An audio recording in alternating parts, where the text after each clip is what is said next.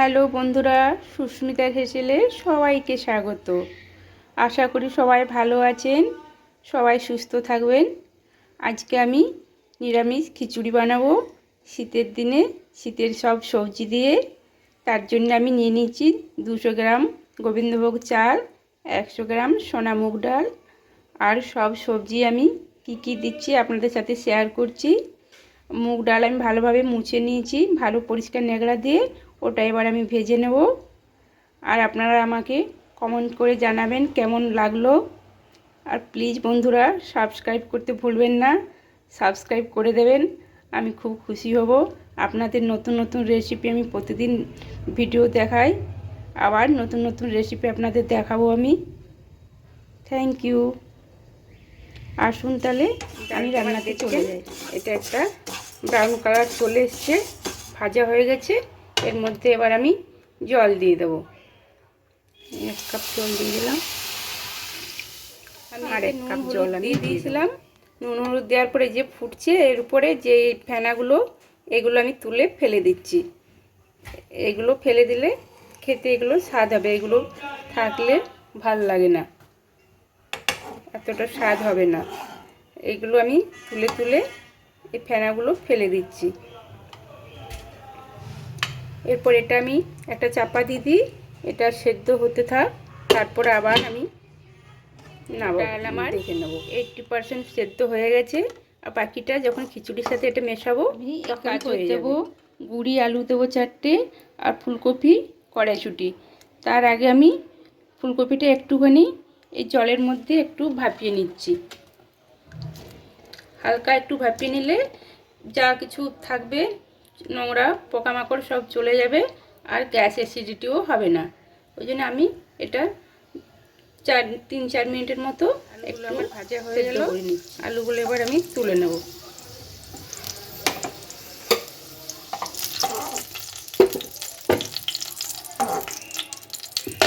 এর মধ্যে আমি কপিগুলো ভেজে নেব।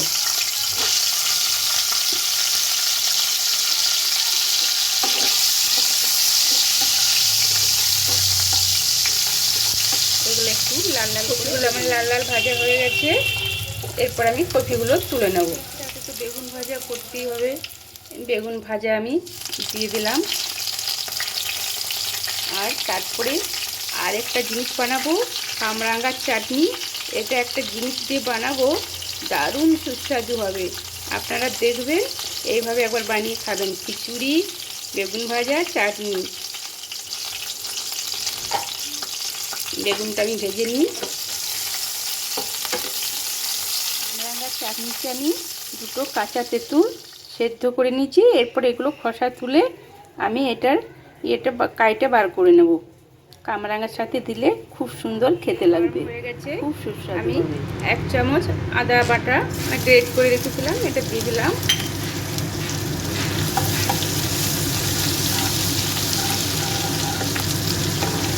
আদাটা একটুখানি ভাজা হয়ে গেলে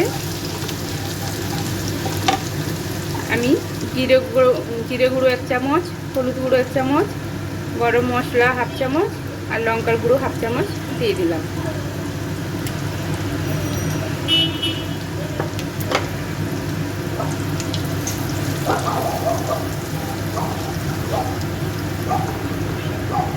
এর মধ্যে এবার আমি টমেটো কেটে রেখেছি, টমেটো একটা দিয়ে দিলাম।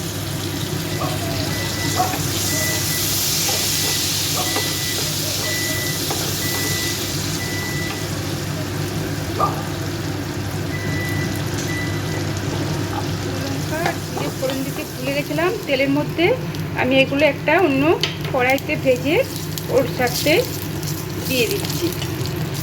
এরপর আমি এর মধ্যে কড়াইশুঁটি আর গাজরটা দিয়ে দিলাম।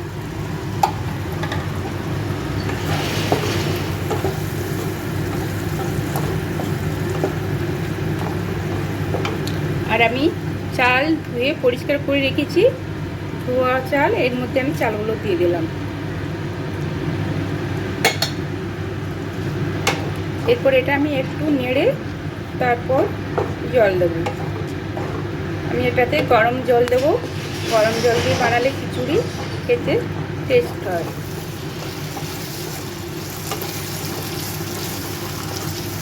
মশলাটা আমার আগেই ভালো মতো কষা হয়ে গেছিলো। এরপর আমি এর মধ্যে আলু কপিগুলো দিয়ে দিলাম।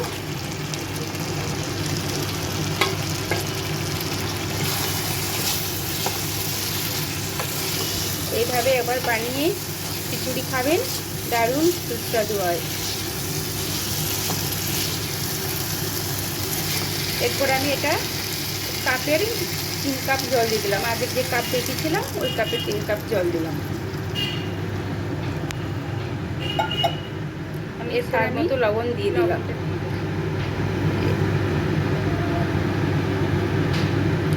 আর এটা যখন আমার সেদ্ধ হয়ে আসবে, তারপর আমি ডালটা, এটা হাফ সেদ্ধ হয়ে গেলে আমি ডালটা, তেল গরম হয়ে গেছে, এর মধ্যে একটু 5 ফোড়ন দিয়ে দিলাম। 5 ফোড়ন দিয়ে চাটনি করলে খুব সুন্দর একটা খুশবু ছাড়ে, খেতেও সুস্বাদু হয়। 5 ফোড়নটা দিয়ে দিয়েছি, ভাজা ভাজা।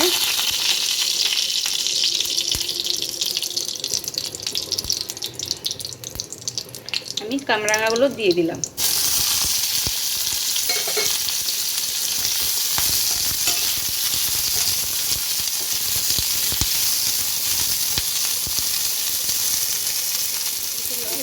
আমি দিয়ে দিলাম লবণ, দিয়ে দিলাম।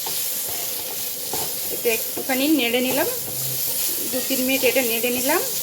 এরপর আমি এটার মধ্যে তেঁতুলের ওই কাইটা বার করে রেখেছিলাম, তেঁতুলের কাই আর একটু লঙ্কার গুঁড়ো এতে দিয়ে দিয়েছি। এরপর এটা আমি এই তেঁতুলের কাইটা দিয়ে দিলাম।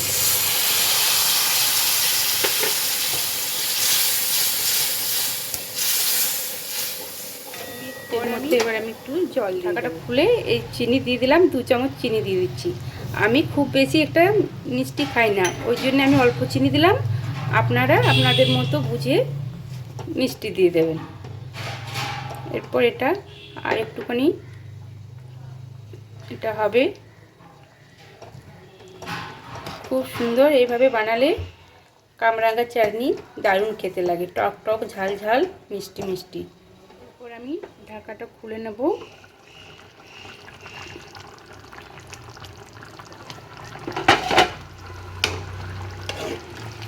এটা আমার সেদ্ধ হয়ে গেছে 50%। এর মধ্যে আমি ডালটা ঢেলে দিচ্ছি।